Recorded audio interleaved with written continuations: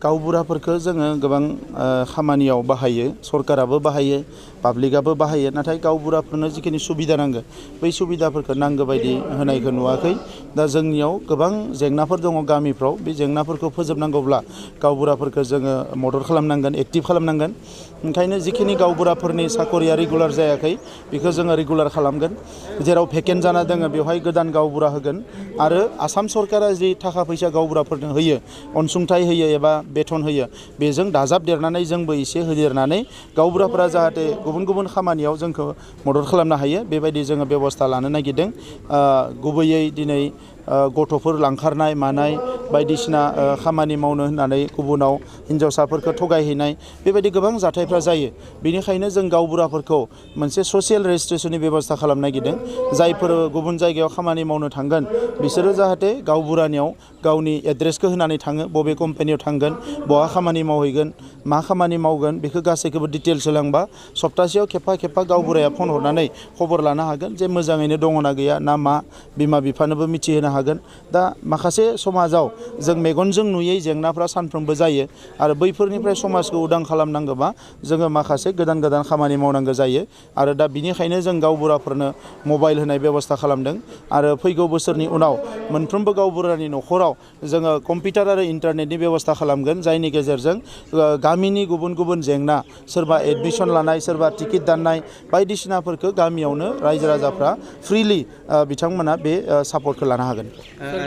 गुबैयै मोनसे नवोदया जात्रा आलायारन आगान सुरनाय मोनसे लादों जोङो। बिनि गेजेरजों गोदान बिटिआरआव जोङो माखासे सोलायनाय लाबोनो थाखाय रांखान्थि सोलोंथाइ बिथिङाव जोङो थांखि लादों आरो फैगौ सेप्तेम्बरनि 1 अक्ट'निफ्राय अक्ट'बरनि 2 अक्ट'सिम जोंनि इएम, जिएम, एमसिएलए, एमएलए गासैबो गरिब मानसिफोरनि न'खराव थांगोन आरो बिथांमोननि जेंनाफोरखौ जि हायो जायगायावनो सुस्रांगोन आरो हायिफोरखौ जोङो उनाव सुस्रांनायनि लामा बरनगोन। 1 नम्बर। 2 नम्बर, अक्ट'बर मासाव जोंनि सरकारनि मानसिफ्रा आबादारिफोरनि न' थांगोन, आबादारिफोरजों रायलायगोन। नभेम्बर मासाव आइजोफोरजों रायलायगोन, जेंनाफोरखौ सुस्रांनो नाजागोन आरो डिसेम्बर मासाव सोलोंथाइ फसंथानफ्राव थांनानै फोरोंगिरि आरो फरायसाफोरजों रायलायनानै गार्जेनफोरजों सोलोंथाइनि जेंनाखौ सुस्रांनानै गोग्गो सोलोंथाइ लाबोनो थाखाय नाजागोन आरो जानुवारि मासनिफ्राय गुबुन हाबाफारि बेबायदि लालांबाय थागोन। आरो जोङो दायो सानसेयाव 1 लाख किल' अमा जोङो जाहाथे बेदर बाहेराव हरनो हायो बेनि मोनसे आसनि बानायदों। 50,000 लिटार गाइखेर जोङो हरनो हायो। बेजों लोगोसे खमसे खम जोङो 50,000 किल' माने दाउ बेदर, बेबायदिनो बोरमा बायदिसिना जोंनिफ्राय प्रडाक्ट खालामनायनि जों माखासे आसनि लादों आरो बेखौ देग्लायनिफ्रायनो जोङो जागायजेनगोन।